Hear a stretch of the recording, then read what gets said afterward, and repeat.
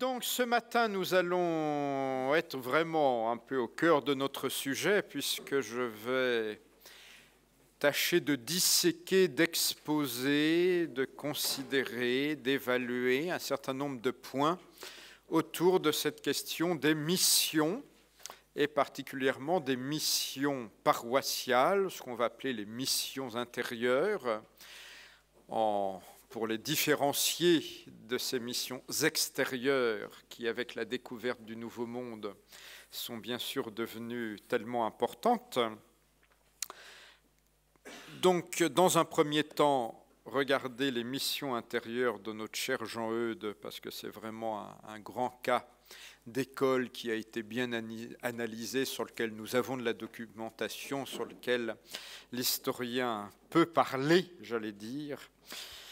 Et dans un deuxième temps, regardez, grâce à une biographie récente, la vie de Jean-Jacques Ollier, de voir comment l'intuition de fondation de ce qui va devenir le système français des grands séminaires, et au-delà de la France, était intrinsèquement liée dans son origine avec justement cette pratique des missions.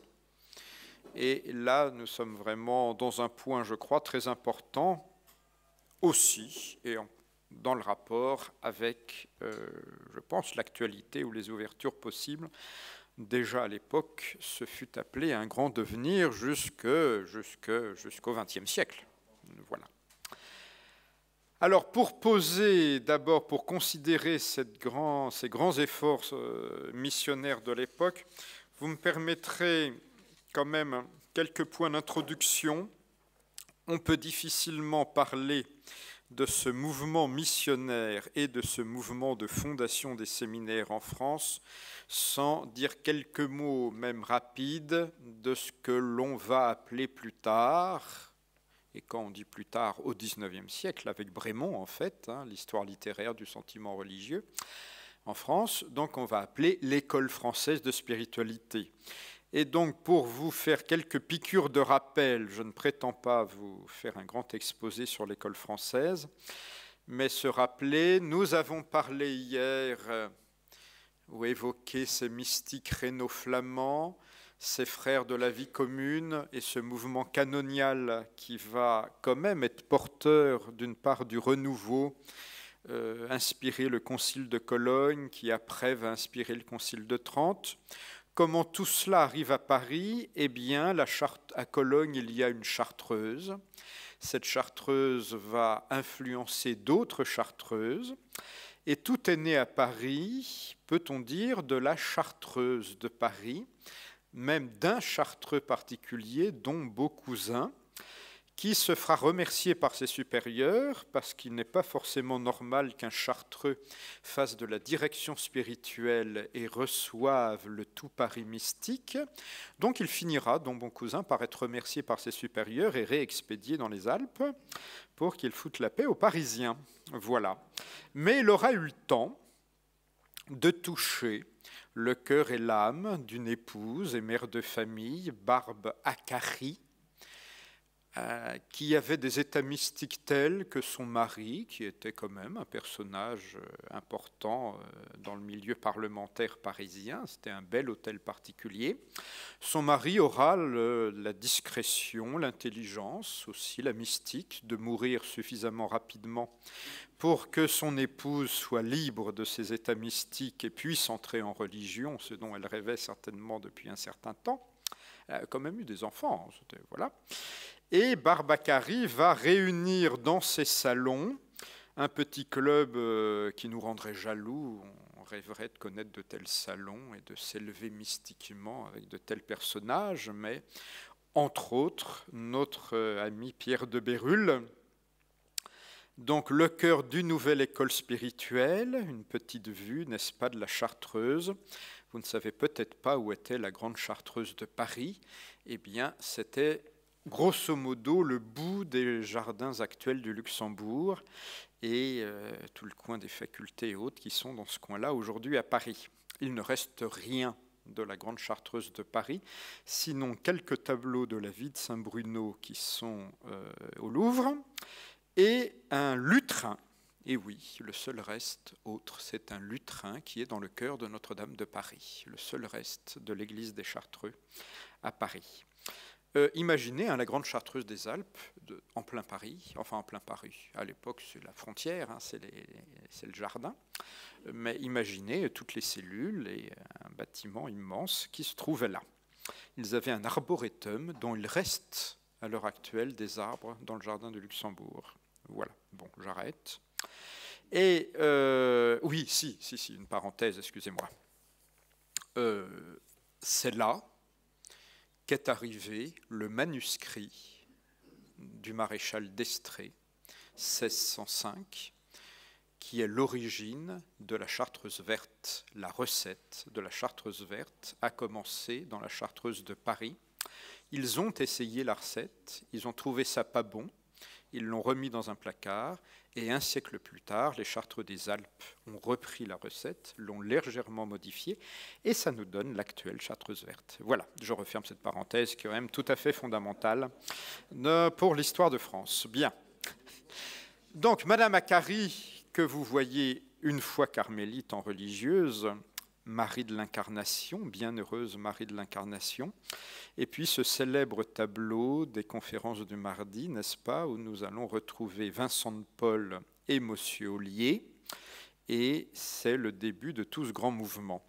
Un petit tableau que j'avais jadis construit, que je vous offre quand même. Au commencement de toute cette période dans l'histoire spirituelle, un auteur mystérieux, le pseudo-Denis tel qu'on l'appelle désormais, est conscient qu'à l'époque, quand même, où nous sommes, dont je parle, on enseigne et l'on tient que l'auteur des écrits que nous appelons aujourd'hui le pseudo-Denis est le disciple de saint Paul converti à l'aréopage et est le premier évangélisateur de l'église de Paris. Tout le monde en est persuadé à l'époque, et cela provoque des élévations mystiques à tout le monde. Je vais y revenir dans une seconde.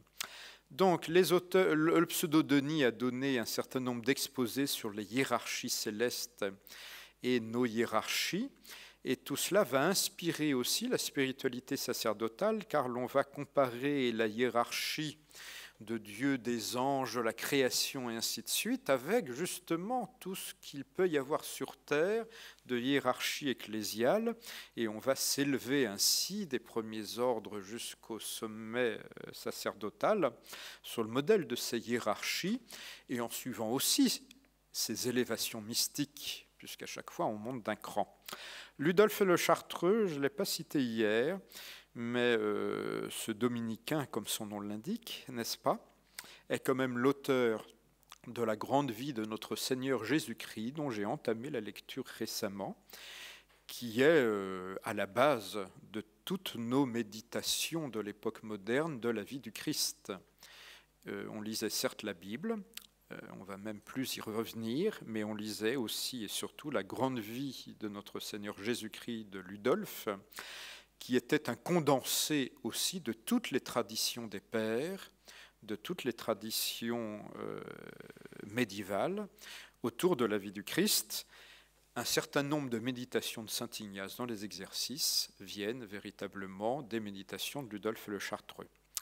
Vous mettez autour Charles Borromée, dont nous avons parlé hier, François de Sales, Alain de Solmilniac, bienheureux, évêque de Cahors, mort en 1659, donc qui va aussi jouer un rôle important comme évêque du modèle borroméen en France.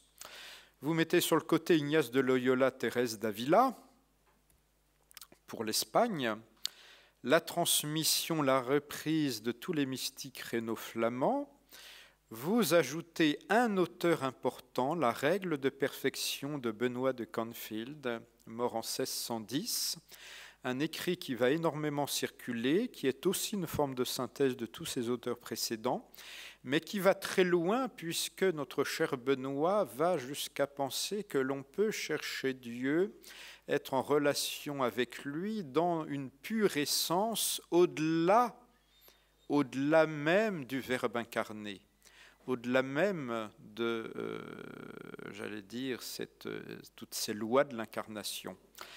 Et curieusement, il va trop loin sur ce plan, mais il va inspirer tous nos grands intellectuels de l'école française, et eux vont vouloir rester sur le lien direct à l'incarnation, mais en s'élevant le plus haut possible, en allant le plus loin possible dans cette méditation de la vie du vrai homme et du vrai Dieu, Jésus-Christ. Et Benoît de Canfeld va vraiment leur servir, dont Beaucousin comme relais, car c'est lui qui distribue la règle de perfection dans tout Paris, le salon de Barbacari, elle mourra en 1618, l'influence de Barbacari sur Pierre de Bérulle, soit dit en passant, tous ces grands mystiques de notre époque, je parle des hommes et des prêtres, ont leur sainte mystique derrière, hein, tous, Jean-Eudes, Ollier, ils sont beaucoup moins connus, ce ne sont pas des gens qui sont tant que ça restés dans l'histoire ensuite, mais ils ont tous leur mystique en bas arrière. Voilà. Donc Pierre de Bérulle, la Marie de l'Incarnation, au moins dans une première partie de sa vie. Pierre de Bérulle qui va fonder l'Oratoire de France, une école très intellectualisante quand même. Lire du Bérulle, il faut quand même un peu s'accrocher, même si c'est fort beau, même si cela nous élève très haut. Mais oserais-je dire quelque part, s'il y a un événement fondateur dans l'histoire spirituelle du Carmel, ce jour où Thérèse d'Avila s'arrête devant la statue du Christ aux outrages qu'elle voit abandonnée dans le cloître, et que c'est le déclic qui va, après 20 ans de vie religieuse, faire d'elle la grande spirituelle que nous connaissons, quelque part chez Pierre de Bérulle, il va aussi y avoir cette attention au Verbe incarné, cette méditation à n'en plus finir de tous les états du Verbe, du Dieu qui se fait homme, cette contemplation à n'en plus finir, figure emblématique, voilà sa vie de Jésus. Bon, il est mort, donc elle est inachevée, mais les centaines de pages qu'il écrit sont sur l'instant de l'incarnation en Marie. Ça s'arrête là. Il a déjà le luxe d'écrire centaines de pages sur le sujet. Alors évidemment, il entre dans des détails sur tous les états de ce qui se passe. Nous n'aurions pas forcément autant d'imagination, mais c'est quand même grandiose. Pierre de Bérulle est l'artisan de la venue en France de la réforme du Carmel, donc en 1604. Il rachète une chapelle et un couvent rue Saint-Jacques et y installe le Carmel de l'Incarnation. On est à l'époque persuadé que c'est le lieu où Denis a célébré ses premières messes en arrivant. Donc il y a dans la crypte, n'est-ce pas, un lieu saint, très particulier et qui va marquer les esprits. Vous savez que Bérulle va en Espagne, ramène 4 filles qui ont connu, je veux dire les filles de Thérèse d'Avila, dont la fameuse Catherine de Jésus. Il va avec elle fonder un nouveau Carmel, et puis nos braves Espagnols, frigorifiés, rentreront très vite en Espagne, mais la fondation était faite et l'école était instituée pour la France, et ça va s'essaimer, hein, le nombre de Carmels en quelques années fondés en France est extraordinaire. Tout ce petit monde connaît un prêtre, ou plutôt un clerc au début, Adrien Bourdoise, clerc de Chartres, qui s'intéresse à la réforme du clergé, se fait d'abord connaître comme nettoyeur de sacristie, c'est comme ça qu'il débute, et qui va finir par fonder à Saint-Nicolas du Chardonnay la première maison de retraite pour ordinants, 1613 environ. Nous reviendrons sur Bourdoise un peu plus tard. Vincent de Paul, bien sûr, est dans cette aventure. Je reviendrai sur quelques éléments tout à l'heure. Condren va être le successeur de Bérulle à la tête de l'Oratoire jusqu'en 1641. Si Bérulle n'a pas été tant que ça un grand missionnaire, c'est plus un abbé de cour, un grand enseignant, fondateur de sa congrégation, un peu éducateur, Bérulle est cardinal à la fin de sa vie. On ne connaît de Bérulle que les grands portraits en manteau rouge. Attention que c'est une image, c'est juste avant sa mort qu'il devient cardinal. En fait, il faudrait imaginer un Bérulle tout de noir vêtu et un homme très austère aussi. On raconte, entre le moment où il sonnait à une porte et le moment où on venait lui ouvrir, il avait ouvert un livre et lu. Voilà, c'est un homme qui ne perd pas une seconde de sa vie. Voilà. Condren donc, qui va diriger spirituellement Jean-Jacques Ollier, qui va lancer les missions, nous en reparlerons tout à l'heure, notre cher, et génération suivante à laquelle j'arrive tout de suite, c'est là que je voulais en venir, notre cher Saint Jean-Eudes, 1601-1680, les 5 heures de Jésus et de Marie, soit dit en passant, il y a comme là aussi une généalogie spirituelle de cette contemplation des états du Verbe incarné par un Bérulle et l'évolution qui donnera juste après la spiritualité du cœur de Jésus, les apparitions de Parelmonial, la façon dont la compagnie de Jésus va se trouver mêlée à tout cela, et la façon dont l'école française va aussi récupérer tout cela, en particulier avec Jean-Eudes. Une petite note spirituelle que nous oublions trop vite dans notre histoire. Tout le monde de la Réforme catholique est passé prier sur le mont des Martyrs, à Montmartre. On ne savait pas au début où était vraiment le martyrium, on le redécouvre en 1620. On va reconstruire la chapelle, les moniales qui sont installées en haut vont descendre sur le martyrium, mais tout le monde est venu là. Ignace, bien sûr, les premiers vœux, la quasi-fondation de la Compagnie de Jésus, mais François de Sales ne passait pas à Paris sans monter à Montmartre, Gaston de Renty, un grand maître de la Compagnie du Saint-Sacrement, je vais en parler avec Jean-Eudes, Adrien Bourdoise, Vincent de Paul, Bérulle, Catherine de Bar, la fondatrice des Bénédictines du Saint-Sacrement, Condren, Ollier fonde Saint-Sulpice en montant faire des vœux à Montmartre, les 3 premiers compagnons. François Palu, donc les pères fondateurs des MEP, sont allés à Montmartre, prier et fonder, et Jean-Eudes a prêché des missions auprès des bénédictines de l'abbaye. Donc voilà, le mont à l'époque et le mont aujourd'hui. On a comme l'impression qu'il a été érodé, il y a eu de l'érosion. Je pense aussi que l'artiste a un peu exagéré les moulins. Bon. Une petite citation qui dit quand même quelque chose de la mystique à l'époque. Catherine de Jésus, donc la fondatrice du Carmel de l'Incarnation, qui va prier dans la crypte de son église, persuadée que Saint-Denis célébrait la messe régulièrement.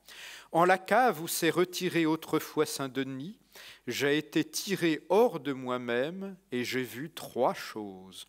L'enfer et ses horreurs épouvantables. Le ciel, dont je ne puis rien dire, ce que j'ai vu surpassant les choses humaines, et l'âme de Jésus-Christ, dont la pureté est si admirable que la pensée et la souvenance en retirent et en occupent tout mon esprit. Une petite citation toute bête, mais l'enfer, le ciel, l'âme de Jésus-Christ, j'allais dire, tout est dit. Tout est là.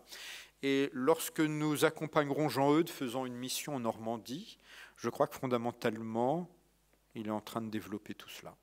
Voilà, Alors, une invasion missionnaire, à partir de maintenant, je me sers beaucoup, je tiens à le dire en toute simplicité, de la grande œuvre de l'ancien archiviste des eudistes, le père Berthelot du Chesnay, les missions de Saint Jean-Eudes. Je crois que c'est l'étude la plus fouillée existante sur les missions paroissiales à l'époque. Voilà. Parce que les archives des eudistes permettent vraiment, et puis les archives normandes, et ainsi de suite, ça permet de suivre énormément d'éléments. Donc lui, il dit, on parle toujours de l'invasion mystique, en désignant ce XVIIe siècle français. Il faudrait parler plutôt d'une invasion missionnaire, car le nombre de missions qui furent données dans la France de l'époque, tout comme l'Italie d'ailleurs, et pour une autre part l'Allemagne, eh bien, c'est quand même extraordinairement impressionnant.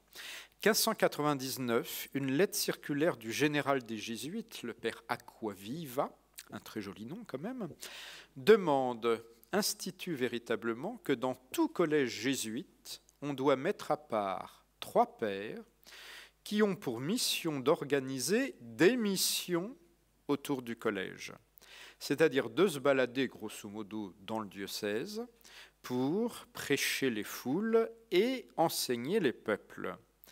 En général, ils faisaient, ces pères, des missions assez brèves. Un exemple, parmi tant d'autres, nous savons qu'en 1642, donc c'est longtemps après quand même, les jésuites de Toulouse ont fait 143 missions de 4 jours sur 1 an. Donc ils avaient quand même bossé, les gars. Ça fait du travail. Vous allez même me dire que ça fait plus de jours que de l'année. Bon, ne faites pas le calcul mental, il ne devait plus y en avoir que 3. Bien, mais voilà, donc les jésuites missionnent. Les capucins qui missionnent, eux, depuis déjà un certain temps, ils vont continuer et ils ont quasiment la mission divine et officielle dans le royaume de France, de la cour, d'être les missionnaires anti-protestants par excellence. En fait, les jésuites vont un peu leur prendre la place progressivement. Mais à la base, il y a les missions des capucins. 1617, la première mission de Monsieur Vincent. Dans les textes que je vous ai distribués, vous avez un récit qu'il fait plus tard. Il revient en arrière, mais dans les fameux entretiens, nous avons tant bien que mal, d'ailleurs, les entretiens de Vincent de Paul, parce qu'en fait, ce n'est pas lui qui écrit, c'était les pères qui prenaient des notes. Donc nous n'avons que les notes prises à la volée par les bons pères qui l'écoutaient. Mais il racontera, vous pourrez lire avec simplicité, ce passage lui aussi révélateur, symptomatique, comment la connaissance, la vision, la rencontre d'un paysan qui n'avait jamais osé confesser un péché mortel à son curé, parce qu'il avait trop peur de ce que dirait le curé. Donc la rencontre d'un paysan qui n'avait jamais osé tout confesser à son curé va être l'élément déclencheur qui l'amène à fonder la Société des prêtres de la mission, car c'est le premier nom de ce qu'on finira par appeler les lazaristes, à cause d'une adresse parisienne. Mais voilà, les pères de la mission sont fondés parce que, découvrant cela, Vincent de Paul se dit « ça ne peut plus durer, on ne peut pas laisser les gens se damner, parce qu'on est quand même persuadé aussi que c'est la conséquence d'une telle situation, si on n'a pas tout confessé dans sa vie, voilà. Eh bien, on ne peut pas laisser le bon peuple se perdre ainsi, donc il faut aller chercher ces pénitents, il faut aller à leur rencontre. Et Madame la Générale, alors la Générale, c'est en fait l'épouse du général des Galères, autrement dit, c'est Madame de Gondi, grande protectrice de Monsieur Vincent. Donc, il faut porter remède à cela. « Ah, monsieur, dit la Générale, qu'est-ce que nous venons d'entendre ? Il en est sans doute ainsi de la plupart de ces pauvres gens.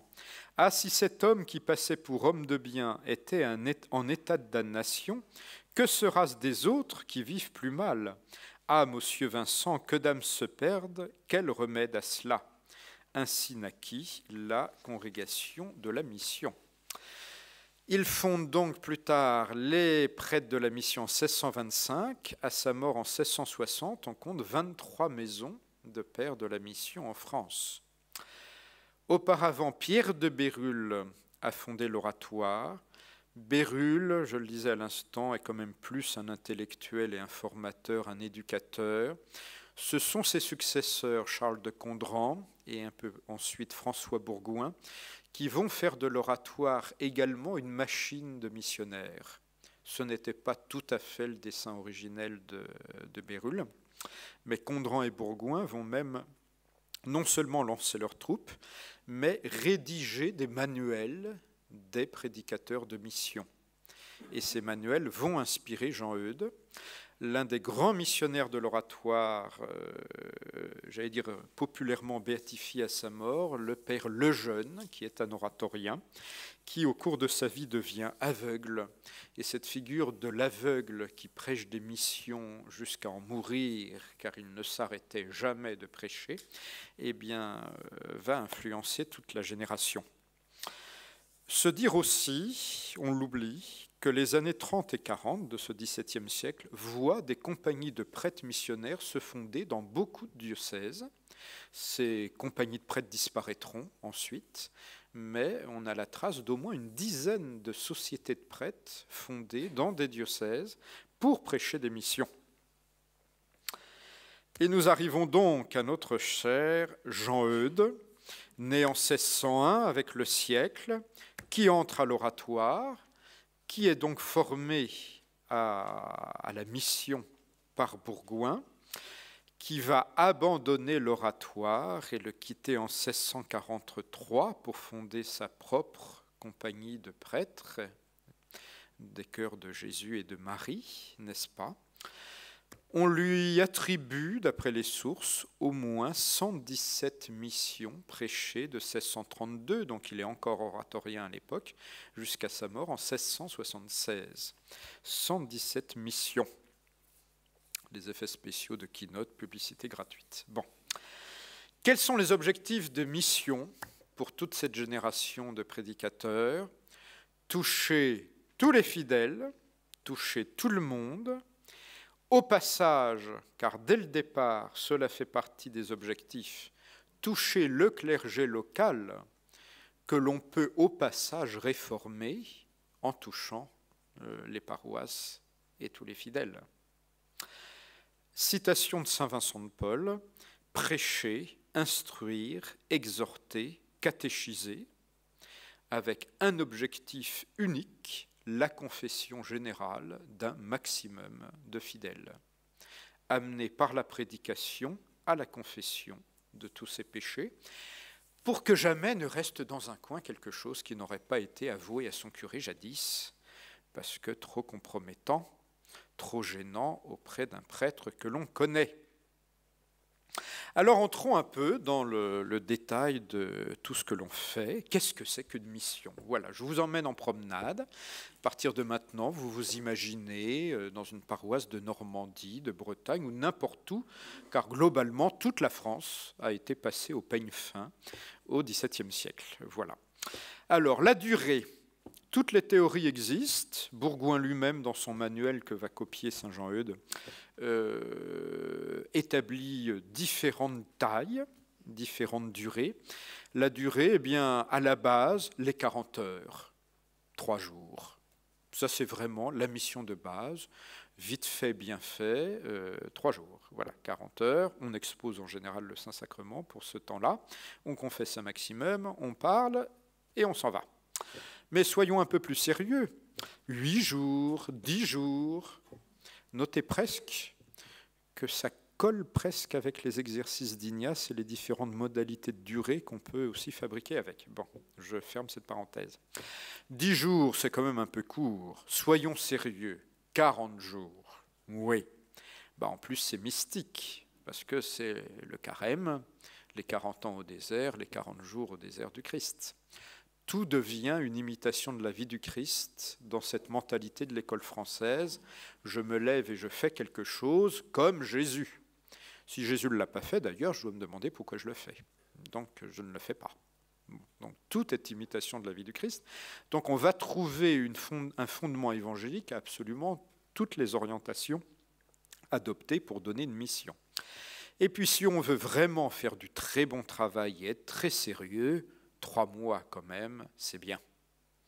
Et Jean Eudes va faire à peu près tout cela selon l'échelle du temps. Notons d'ailleurs qu'il différencie très clairement donner une mission et, autre expression de l'époque, faire une station. Une station, c'est grosso modo de prêcher quelque part d'une façon beaucoup plus simple et sans l'appareil de tous les confesseurs, de tous les offices, et ainsi de suite. Faire une station, et l'expression vient tout simplement des stations de carême. Faire une station, c'est par exemple prêcher un carême dans une église de Paris. Donc ça, dans le vocabulaire, c'est tout à fait distingué d'une mission. Y a-t-il un temps pour faire des missions? Les oratoriens, grands intellectuels, disaient quand même, il ne faut pas déranger la moisson. L'hiver, il y a de la boue, donc on ne peut pas y aller de toute façon. Dans la campagne, il n'y a pas de bitume à l'époque. Donc,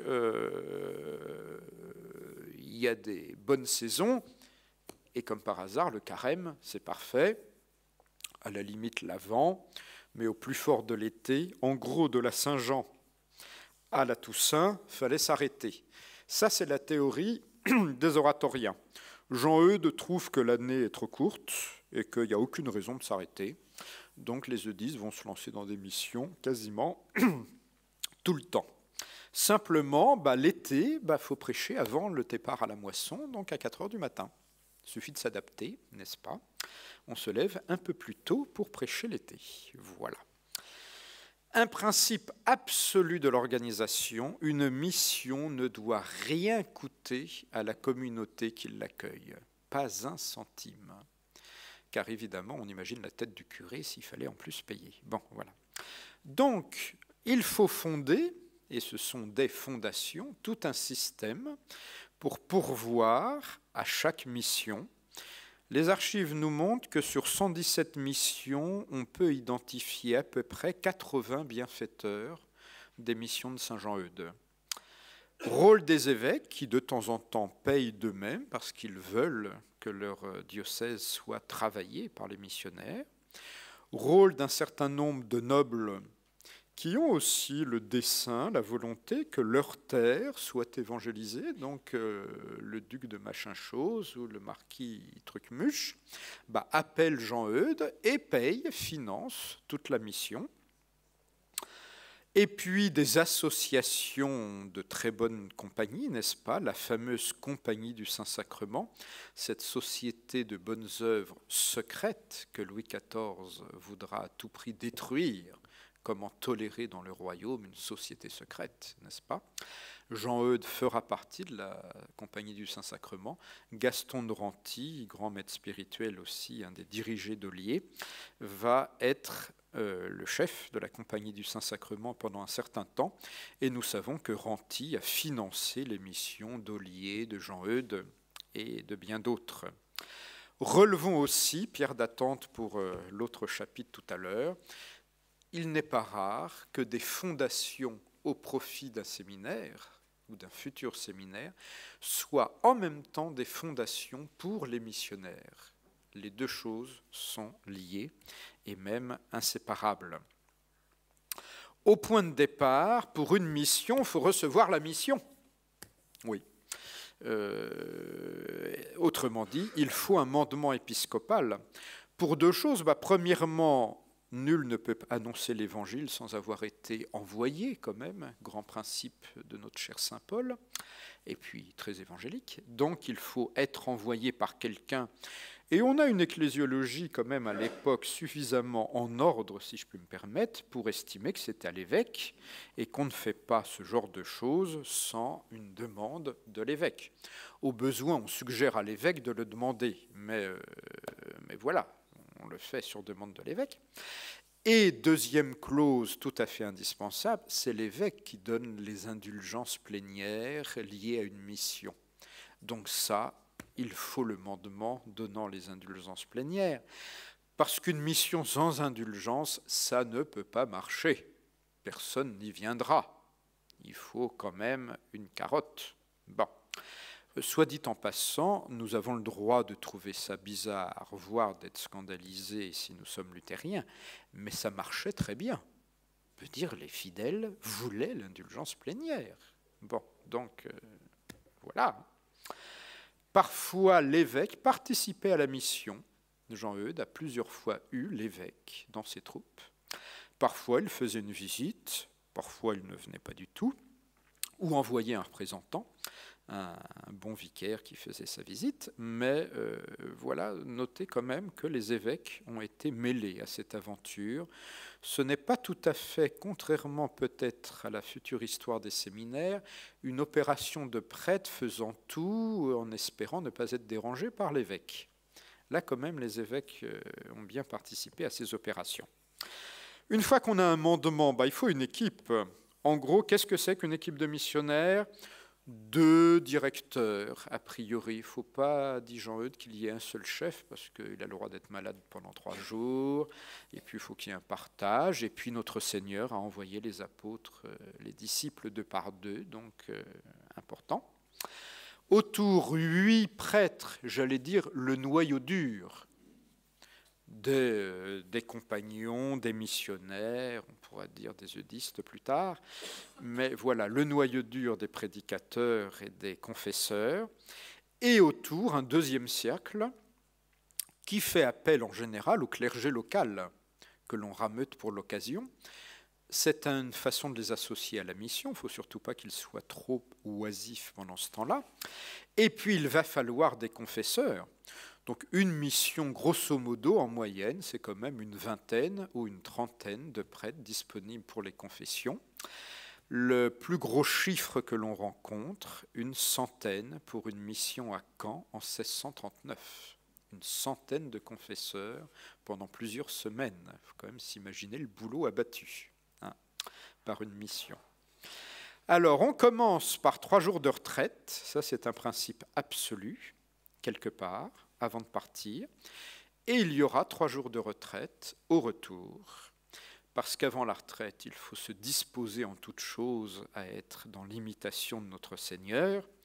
Et au retour de la retraite, il faut prier pour son humilité et tout remettre au Christ et surtout ne rien garder pour soi. Le souci de l'humilité du prédicateur et du missionnaire est vraiment à toutes les pages des correspondances et des manuels de l'époque. Le voyage, il se fait à pied, par principe évangélique. S'il y a un cheval, c'est pour porter les valises, ou vraiment, à la fin de sa vie, un Jean-Eudes ou un Ollier monte sur un cheval parce qu'ils n'ont plus la force de marcher. Mais on arrive à pied, comme les apôtres, n'est-ce pas ? Avec son bâton. Pendant toute la mission, cette équipe de prêtres mène une vie de bon chanoine modèle, n'est-ce pas? Vie communautaire. N'imaginez pas que les missionnaires vont dîner chez l'habitant, c'est interdit, parce que ça serait mondain, ce serait une dissipation, non, et puis ça ne se fait pas, et puis on ne doit rien, on ne peser sur personne et rester libre et indépendant. Donc, vie commune de l'équipe, pas forcément en s'installant au château, non, on loue une maison, on embauche une cuisinière, et pendant toute la durée de la mission, vie commune, office en commun dans l'église, repas en commun, lecture à table, comme à l'abbaye, conférences théologiques et, j'allais dire aussi, petite récréation quand même, parce que ça jouait ce rôle chaque soir. On partage sur ce qui s'est passé dans la journée, on fait remonter les questions éventuelles, qu'est-ce qu'il faut faire dans ce cas-là, Donc une bonne vie et être exemplaire en tout, avec d'ailleurs, comme idée derrière la tête là aussi, d'être un modèle de vie sacerdotale pour les prêtres de la paroisse qui ne font sans doute pas cela d'habitude et à qui ça ferait certainement le plus grand bien. Alors, à la base, la prédication. Dans une mission courte, on prévoyait 2 grandes prédications quotidiennes. Comme Jean-Eudes a une certaine tendance à rallonger les missions, une mission longue, il passera à une seule prédication par jour, en estimant que cela suffit largement. Appelons au sens strict du terme prédication, un grand sermon d'environ 45 minutes, donné soit le matin, avant que tout le monde parte au travail, après une prière, soit le soir, après le travail, lié là aussi à une prière du soir. Mais donc, imaginons en chair 45 minutes, d'un grand discours, avec des conseils, je vais y revenir, sur la simplicité du langage, la nécessité vraiment d'être compréhensible, adapté à tous, de ne pas paraître docte, de ne pas chercher à étaler sa science, mais d'être compris de l'auditoire tel qu'il est. Nos amis vont au passage, je ne dirais pas inventer, n'exagérons pas, mais se livrer à de bons exercices de sociologie. Voilà, parce qu'ils vont chercher à connaître ces gens auxquels ils parlent. L'adaptation, c'est aussi le catéchisme milieu du jour ou après-midi. Catéchisme destiné plus particulièrement aux enfants, aux plus jeunes, que l'on rameute d'un peu partout à l'église. Jean-Eudes finit par organiser les choses d'une façon assez amusante. Les garçons et les filles sont bien sûr séparés, mais ils sont ensemble et il faut les faire jouer aux questions-réponses, aux interrogations, aux dialogues les uns les autres. Donc on interroge d'abord les uns, après on demande à l'autre de poser une question. Et donc il y a toute une pédagogie tout à fait participative. Ne pas imaginer qu'on a attendu le concile pour faire des coloriages et des grands jeux. Au catéchisme, il y a de la pédagogie tout à fait mise en œuvre. Voilà. Catéchisme, on est toujours ravi que les parents s'assoient au fond de l'église et écoutent.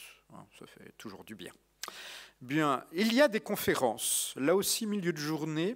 Les conférences, c'est le terme utilisé pour désigner, on pourrait dire, le catéchisme des adultes, mais à la différence d'une grande prédication, il s'agit de faire un entretien à une dizaine de personnes. Pourquoi pas du même milieu social? Je veux dire, on va prendre 10 paysans, ou alors on va prendre 10 femmes, ou alors on va prendre 10 personnes d'un peu plus grande condition, et ainsi de suite, pour te faire un entretien adapté et permettre le dialogue dans un groupe plus restreint. Dernier cas de figure de la parole, la controverse. Et là, disons-le franchement, évidemment, il s'agit de la controverse avec les protestants. Au début, c'est un point important. Peu à peu, la controverse va perdre de son importance. Jean-Eudes même finit par dire qu'en théorie, il faut mieux un exposé irénique de la foi que se lancer dans des discussions à n'en plus finir, d'autant plus qu'avec les années qui passent, la discussion, chacun se fige dans ses positions et les discussions perdent de leur force et de leur intérêt. Donc peu à peu, ces grandes controverses sur estrade, sur la place publique, vont perdre de leur importance. Et puis, il faut dire ce qui est, l'usage du bras séculier, c'est-à-dire le fait que Louis XIV finisse par revenir sur l'édit de Nantes, fermer les temples et réduire le protestantisme à une dévotion secrète, ça privait les missionnaires de l'idée de faire des controverses et de dialoguer, puisqu'officiellement l'adversaire n'existait plus. Enfin, il était censé se retirer dans un coin. La petite méthode de Monsieur Vincent, n'est-ce pas? Ce n'était pas le nom d'un livre, même si on peut construire ce livre, si j'ose dire, en résumant toutes les notes prises, mais parler dans une humilité, une simplicité totale, ce que je disais tout à l'heure. Citation de Saint Vincent. Apporter les motifs et les raisons qui nous obligent d'aimer, désirer et embrasser la vertu que l'on veut persuader. Et deuxièmement, déclarer en quoi elle consiste. Faire aimer le bien, faire aimer la vertu, faire quitter le vice par l'amour du bien et de la vertu. Ne pas parler qu'au docte. Détail pratique, la sono n'existe pas, n'est-ce pas? Et les témoins rapportent que quelqu'un comme Jean-Eudes était capable d'hurler dans une église pendant 2 heures de suite en étant parfaitement entendu de tout le monde. Ça, j'aurais jamais pu faire ça. Bon, voilà. Et il faut toujours imaginer Lacordaire au milieu de la nef de Notre-Dame de Paris avec 2000 personnes, sans micro. Sans micro. Et on l'entendait, sinon les gens ne seraient pas venus. Je veux dire, ça marchait. Bon. On leur apprenait à l'époque au séminaire à parler. Et là, ah ben oui, parce que non, écoutez, est-ce que j'ose dire que nos générations sont sacrifiées quand même? Je dirais que moi, je plaide de temps en temps pour le retour de la rhétorique dans l'enseignement, parce que voilà. Bon, où l'on retrouve les exercices d'Ignace, le plan d'une mission. Première semaine sur la pénitence et la purification du péché. Mais écoutez, voilà, où l'on retrouve la première semaine de Saint Ignace. Deuxième semaine, la crainte de Dieu et les devoirs moraux. Et à partir de ce moment-là, amen, à partir de ce moment-là, les confessions commencent. Donc les confesseurs ne sont pas là à attendre dans l'église le premier jour, c'est au bout de 2 semaines que les confesseurs sont à disposition. Et puis dans les semaines qui suivent, suivant la durée de la mission, l'exposé de la doctrine et de tous les points de la vie chrétienne. Qu'est-ce qu'à la base, au catéchisme, et plus largement, on veut vraiment enseigner à tous? La base, apprendre le pater, l'ave, le credo, le confiteor, le benedicite, donc vraiment que tout le monde sache tout cela. Les 10 commandements et leur compréhension, et savoir, dans sa vie, prier le matin et le soir. Savoir prier matin et soir. Et d'ailleurs, un des points courants du catéchisme, je le disais hier, on commence par vérifier ce qui s'est passé la veille. Ou t'as prié hier soir? Vous avez bien fait ce qu'on vous a dit de faire? Voilà. On sépare les catégories sociales parce que pour ensuite parler au 2e degré, si j'ose dire, des devoirs d'État, eh bien, il faut quand même s'adapter à ces différentes catégories sociales. Donc, ensuite, on peut, c'était le point des conférences, parler à chacun, exposer ce qu'il faut. Il faut dire ce qui est. Ces missions sont aussi un point, je vais dire, d'une certaine élévation ou structuration de la société dans l'ordre des relations entre maîtres et serviteurs, entre propriétaires et paysans. Ça pourra jouer quand même un certain rôle dans la vie sociale. Ne pas le mépriser trop rapidement. Parlons un peu des confessions. On disait de Saint Jean-Eudes, un lion en chair, un agneau au confessionnal, et il l'enseignait. Les confesseurs se voilent le visage. Il n'y a pas assez de confessionnaux pour une centaine, vous imaginez, de confesseurs. Donc on savait qu'un prêtre était là, assis, disposé pour entendre les confessions, parce qu'il avait un mouchoir sur la tête. Voilà, pour a priori ne pas voir qui lui parlait. Bah, vous voyez, on respecte le secret.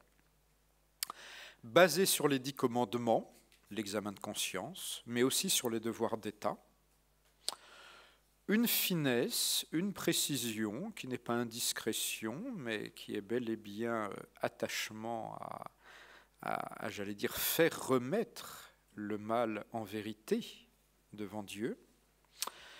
Poser des signes de conversion, on ne rigole pas, excusez-moi, on ne rigole pas jamais, mais on ne plaisante pas à l'époque sur une réconciliation avec autrui, sur la restitution d'un vol, sur le règlement d'une affaire de famille, le règlement d'une affaire professionnelle. On ne plaisante pas avec ça. Et Jean-Eudes, dans ses manuels aux confesseurs, comme tous les auteurs de l'époque, comme Charles Borromée l'avait fait avant, dit clairement que si ce n'est pas fait, on peut attendre. Pour l'absolution, va d'abord te réconcilier avec ton frère, et qu'il soit bien clair en disant cela que nos amis principaux missionnaires de l'époque sont à la base pas du tout d'accord avec les premiers éléments de ce qu'on appellera le jansénisme, ne sont pas du tout d'accord avec Antoine Arnauld et compagnie, et ne prêchent pas le retard des sacrements sous prétexte de conversion plus grande à titre personnel. Ils sont contre tout cela, mais ça ne les empêche pas de retarder une absolution de temps en temps et de dire que c'est tout à fait normal et élémentaire. Voilà. Ça, c'est un peu pour la blague. Mais un jour que Bourdoise savait qu'il allait dans un village qui serait totalement inhospitalier et pas du tout ouvert à sa mission, il avait payé, il fait venir les paroissiens d'à côté durant la première semaine des confessions pour que les villageois voient du monde qui se confesse et aient l'idée de se mettre dans la file et de venir. Bourdoise allait jusque-là dans le genre de petit trafic. Voilà.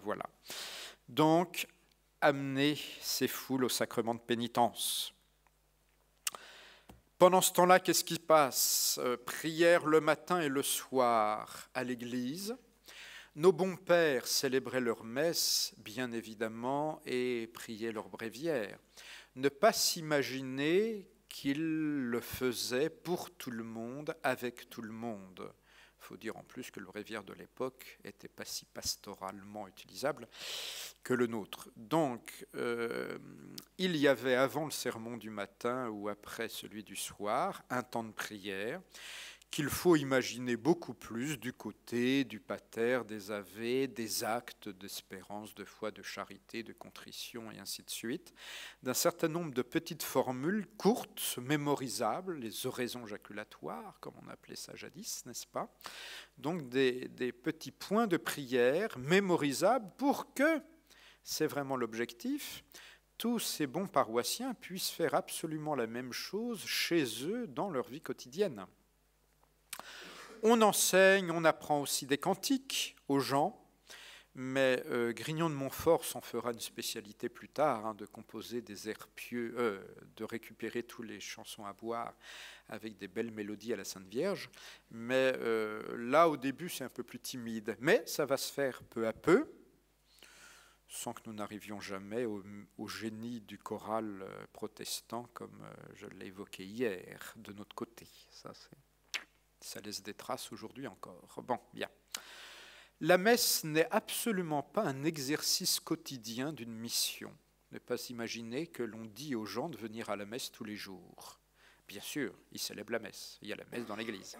Mais, j'allais dire, c'est pas le cœur, mais la communion est proposée a priori le jeudi et le dimanche, c'est-à-dire dans la liturgie de l'époque, un prêtre est à disposition pour donner la communion après avoir fait une brève exhortation, bien vérifier que les gens quand même normalement se sont confessés récemment, et donc on donne la communion le jeudi et le dimanche. On organise plus solennellement de temps en temps durant la mission et en particulier à la fin, ce qu'on va appeler une communion générale, c'est-à-dire que là, véritablement, on donne la communion aux foules après la messe et qu'on organise et on marque la chose liturgiquement. Jean-Eudes ne se refusait pas, et nous savons que les prédicateurs de l'époque n'hésitent pas à prendre le ciboire, à faire un grand sermon, le ciboire à la main, à prendre l'ostensoir, à prêcher aux foules en tenant l'ostensoir au sommet de la chaire, ou à faire une petite exhortation en tenant l'hostie pendant un quart d'heure avant de donner la communion. Ils sont, j'allais dire, plus libres avec le bon Dieu que nous. Voilà, voilà. Et sur une invention de Bourdoise à sa paroisse de Saint-Nicolas du Chardonnay, eh bien, on va généraliser par le biais des missions l'idée de la fête de la première communion, vers 12-13 ans hein, à l'époque, c'est Saint Pie X qui ramènera l'âge. Mais donc la première communion qui a l'avantage de donner un objectif au catéchisme pendant la mission. Voilà, hein, on rameute tous les jeunes qu'on a peut-être laissés en friche précédemment. Notez que le missionnaire est toujours persuadé qu'il ne se passe rien avant lui, mais ce n'est pas forcément vrai, bon, parce qu'il y a quand même des bons curés. Et l'objectif est que petit à petit, il va y avoir de plus en plus de bons curés. Donc voilà. Mais on rameute la jeunesse, on catéchise, et donc on marque à un moment de la mission cette communion donnée pour la première fois. L'occasion, il est quand même assez amusant de voir les missionnaires raconter cela, on lave les mains et le visage des jeunes, sous-entendu, ça ne se faisait pas très souvent. On les habille proprement et de façon modeste et quotidienne, pas de grands trucs. Et on conseille, on demande que le jeune, enfin l'enfant, on n'ose plus dire l'enfant à 13 ans aujourd'hui dans notre société, on demande que l'enfant aille demander pardon à ses parents, en recevoir la bénédiction des parents. Et c'est beau parce que c'est une façon d'impliquer les parents dans leurs responsabilités vis-à-vis de cette première communion, la bénédiction, et de quand même faire une petite fête au village après. Voilà, donc c'est l'origine pastorale hein, de notre première communion, telle qu'elle va être vécue ensuite et transportée. Continuons sur les modalités pratiques, toujours. Pas de porte-à-porte, disent les grands théoriciens des missions. C'est inconvenant, ça ne se fait pas, et puis on ne va pas chez les gens comme ça. Le centre de la mission, c'est l'église paroissiale, mais il faut visiter les malades. Et s'il y a dans la ville que l'on missionne, ou le village, ou le gros bourg, prison, hospice, institution particulière, bien sûr qu'il faut visiter.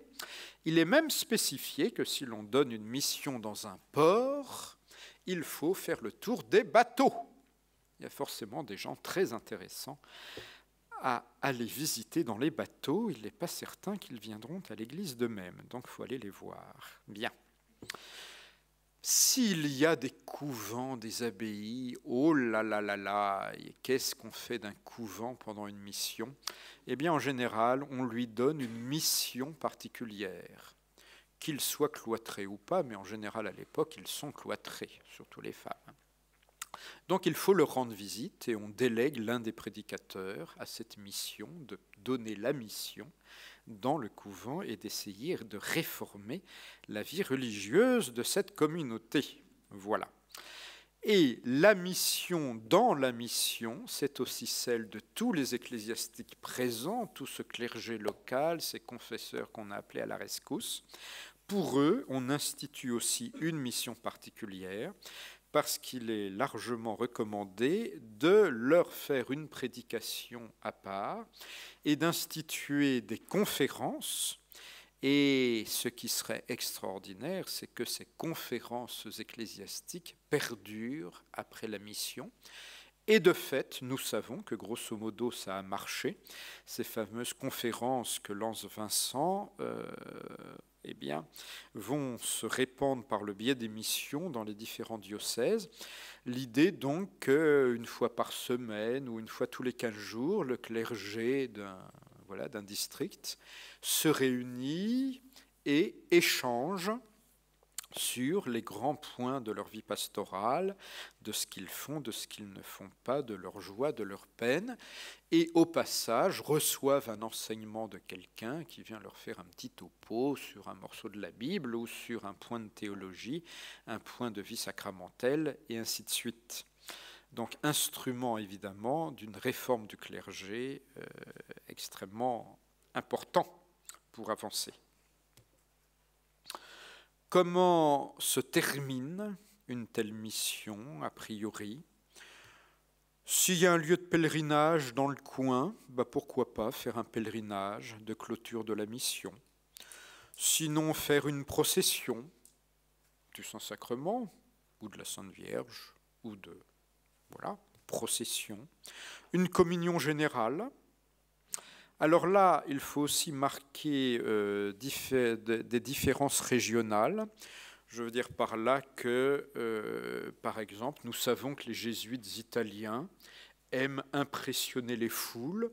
Donc une procession de mission se peut être également les hommes se fouettent, on fait des grandes pénitences ostentatoires et publiques, et ainsi de suite. Avouons-le, les Français ont été, je dirais, plus équilibrés, ou en tout cas les Français ont été français, c'est-à-dire qu'on s'est un peu moins fouetté en public, mais Jean-Eudes était quand même capable d'organiser, par exemple, un auto-da-fé, c'est-à-dire de dire, bon, vous amenez tous vos mauvais livres et on va les brûler devant l'Église. Nous avons plusieurs récits. Il aimait bien brûler les mauvais livres, sous-entendu a priori en particulier les mauvais romans, mais aussi les livres protestants. Donc, on brûle tout ça devant l'Église à la fin de la mission pour bien marquer les esprits et que tout le monde se souvienne que ces trucs-là, c'est bon pour le feu. Le calvaire, la croix, n'est-ce pas, qui parsème encore notre paysage français, c'est a priori un peu plus tardif. Ça apparaît au XVIIe siècle, ça commence, mais ça deviendra vraiment une pratique habituelle, plus au XVIIIe, voire franchement au XIXe. Celles que nous voyons aujourd'hui sont en général des souvenirs du XIXe siècle, n'est-ce pas?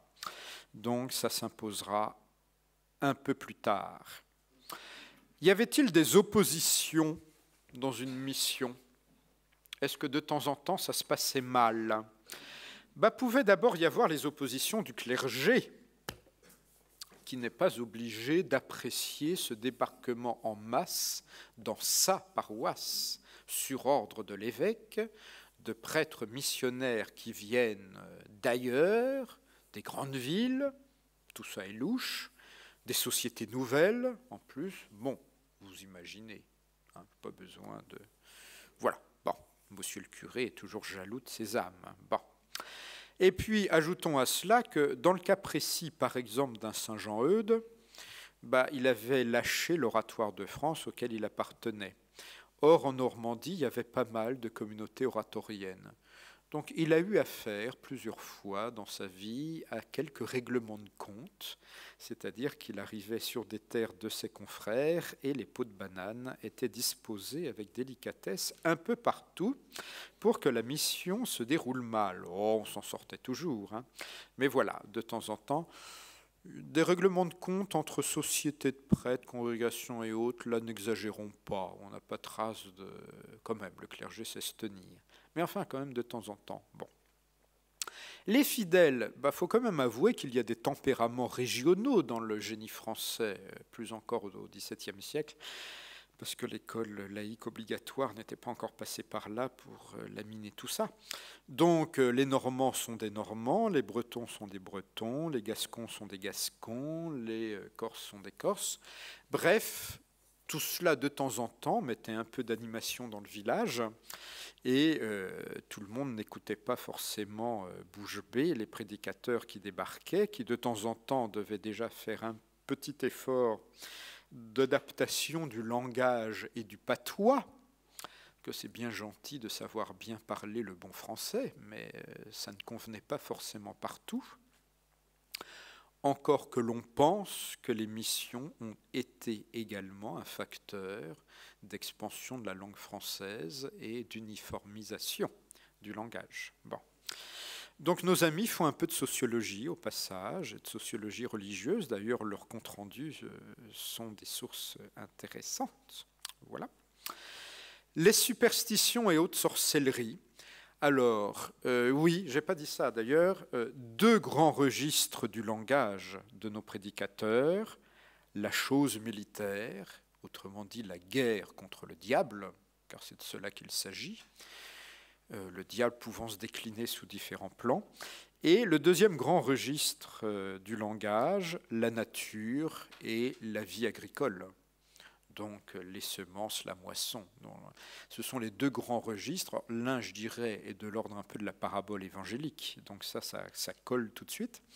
Mais le langage extrêmement guerrier, même si nous sommes dans l'école française, le Sacré-Cœur, est une délicatesse qui est voulue enseigner et rechercher dans la prédication. Il n'y a pas vraiment une stratégie de la peur qui soit cultivée pour elle-même, mais avouons que nous, à nos yeux, quand nous lisons le ton de leur discours, on a l'impression quand même qu'ils cherchent à effrayer les foules, avec l'enfer, le péché, et ainsi de suite. Mais, encore une fois, attention que dans leur esprit, justement, eux, ils sont beaucoup plus délicats que les prédicateurs d'avant. Nous ne sommes plus au Moyen-Âge. Bon.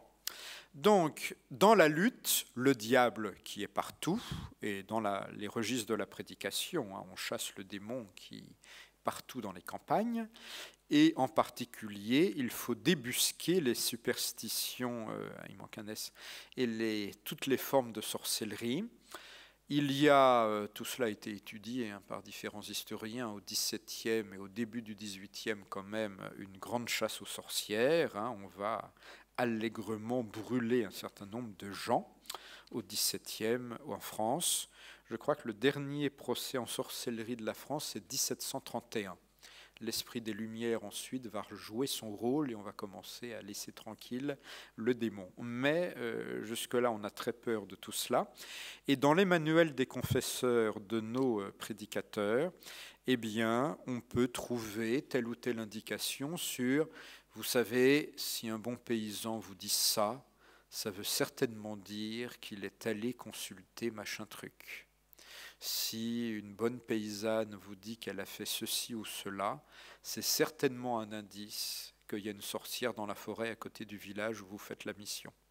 Donc, on apprend à nos confesseurs à débusquer éventuellement ce sur quoi faudrait organiser concrètement la lutte. Voilà. Bon. Les épidémies, c'est arrivé. Nous avons quelques récits dans le cas précis de Saint-Jean-Eudes, de mission en pleine peste ou d'autres maladies. Et faut y aller, hein, parce que ce n'est pas une raison pour laisser abandonner les gens. Bon. Les réformés, même si j'ai dit que Jean-Eudes est plutôt dans une certaine, et pour l'appel au calme dans ces domaines, relevons quand même qu'il est de son époque. Je vous ai mis une citation rapportée d'une attitude de Jean-Eudes se baladant avec le Saint-Sacrement, n'est-ce pas? Enfin, pardon, une procession du Saint-Sacrement, je crois, dans une ville, à Caen ou ailleurs. Mais évidemment, des gens n'enlèvent pas chapeau et ne mettent pas genoux à terre au passage de la procession. Ce sont forcément des protestants. À bas, vers de terre, qui n'êtes que de la boue à la vue de votre souverain.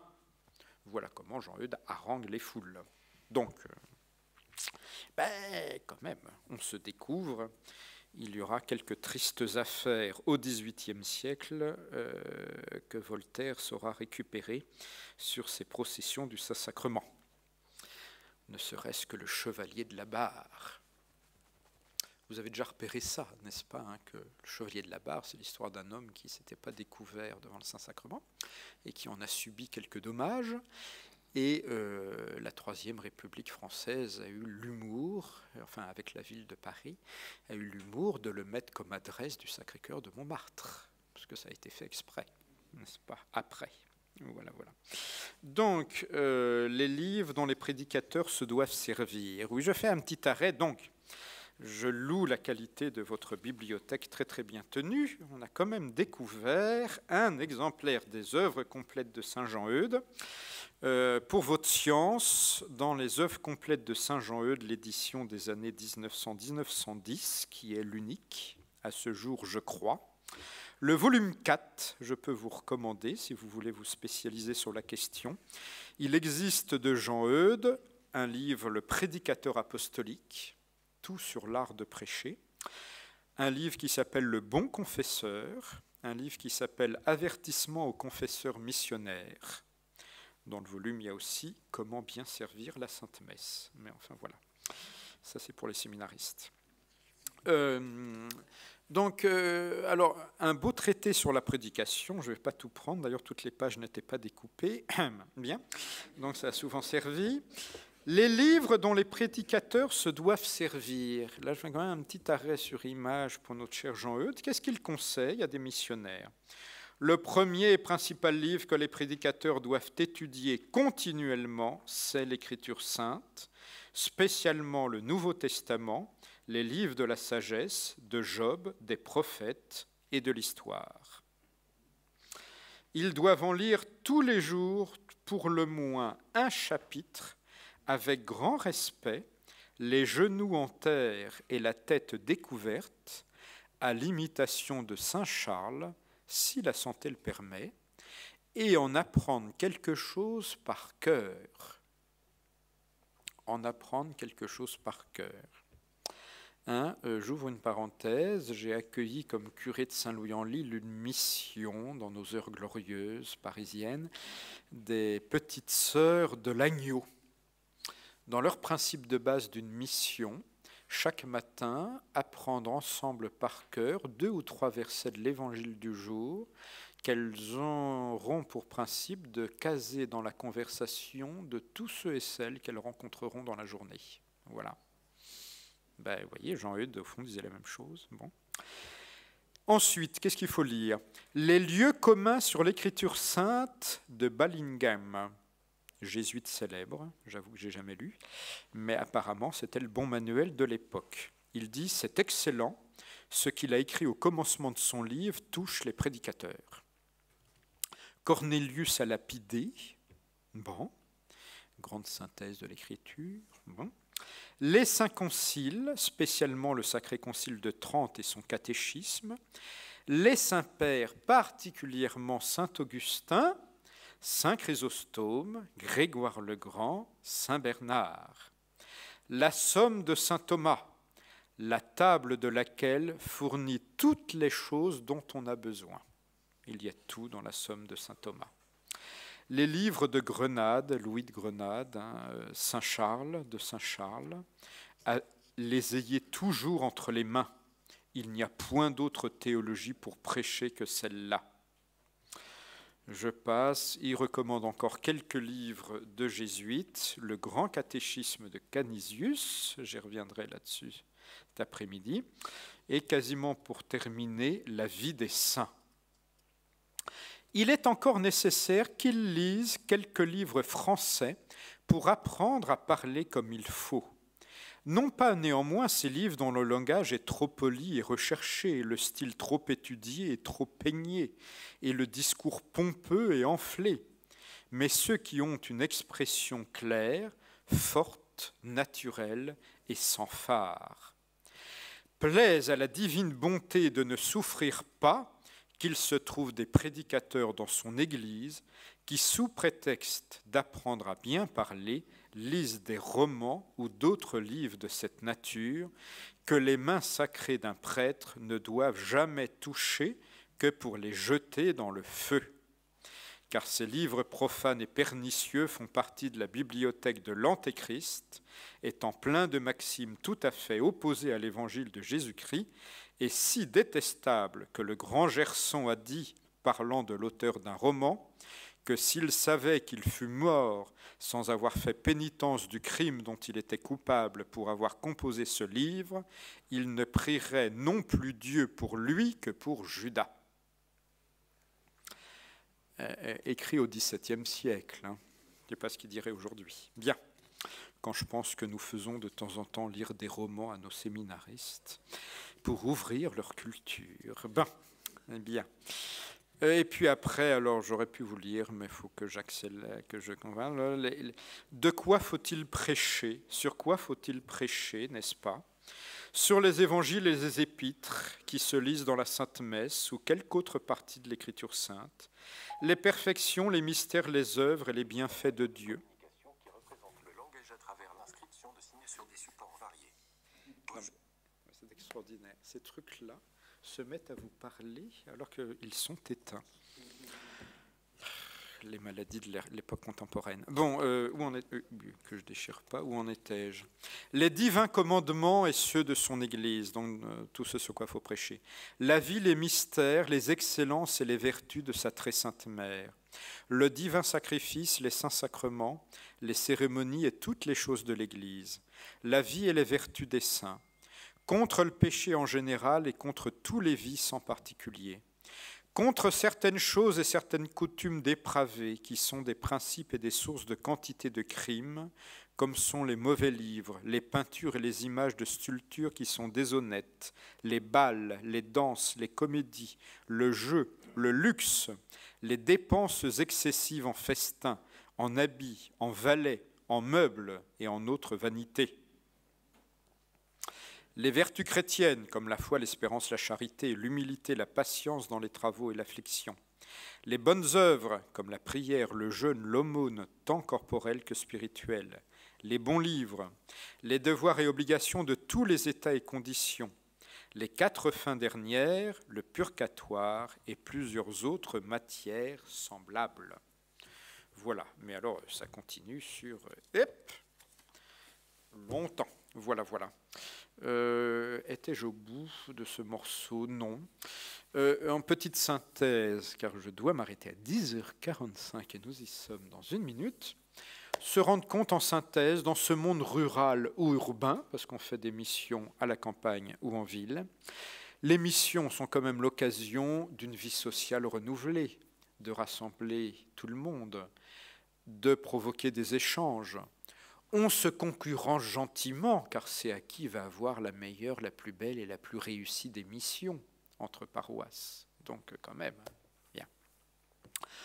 L'homme de cette époque, et puis encore une fois, il n'y a pas la concurrence à l'époque d'Internet, de la télé, et ainsi de suite. L'homme de cette époque éprouve une authentique joie au fait d'avoir gagné la mission, expression usuelle de l'époque, qui veut dire avoir gagné l'indulgence plénière, qui assure quand même le salut pour un certain temps, jusqu'au prochain péché mortel ou très grave. Bon. Les missions ont joué un rôle social dans des réconciliations familiales, des réconciliations entre villages, des réconciliations entre corps d'une ville ou d'un village, car on faisait prier ensemble, on rassemblait dans l'église la confrérie de Trucmuche et l'assemblée de machin chose, tel ou tel corps municipal également, réconcilier tout ce petit monde.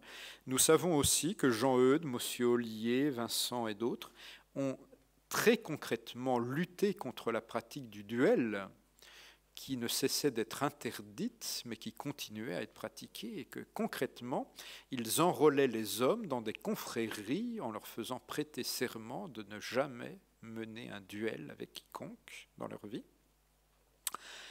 On raconte que 40 ans après une mission de Jean-Eudes, un prêtre trouvera en Normandie, dans un village, des familles où l'on récitait toujours chaque jour les prières laissées par le Père durant sa mission, n'est-ce pas? Avec un exemple. Et au total, si on risque une synthèse, si on imagine, on a Berthelot de Chesnay dans son livre fait la carte avec les espaces d'influence, et en gros, Eudes a fait toute la Normandie. Je veux dire, il n'y a pas un centimètre carré où il n'ait pas eu d'influence missionnaire. Vous ajoutez Le Noblet et Mamonoir, qui sont deux jésuites qui ont fait toute la Bretagne au XVIIe siècle. Vous ajoutez le célèbre Jean-François Régis dans le Vivarais, les Capucins, les Jésuites, tous les corps, les prêtres des missions, donc ainsi de suite. Et nous pouvons quand même nous arrêter en première conclusion, je reviendrai cet après-midi sur des conclusions de l'influence à long terme de tout cela, mais nous dire qu'il y a eu pendant à peu près un siècle un labourage très impressionnant du territoire français par ces missions. En gros, l'âge d'or, 1640-1680, c'est la période où il y en a le plus et où c'est le plus impressionnant comme travail fourni. Après, ça va quand même un petit peu se calmer, même si cela continue. Chronologiquement, Grignon de Montfort, le grand missionnaire de la Vendée, il meurt en 1716. Donc vous voyez, c'est un peu une génération après ce que nous venons d'étudier. Voilà, le voilà d'ailleurs, Grignon de Montfort. Allez, je crois que si je ne me trompe pas dans la suite de mes images, nous faisons une petite pause.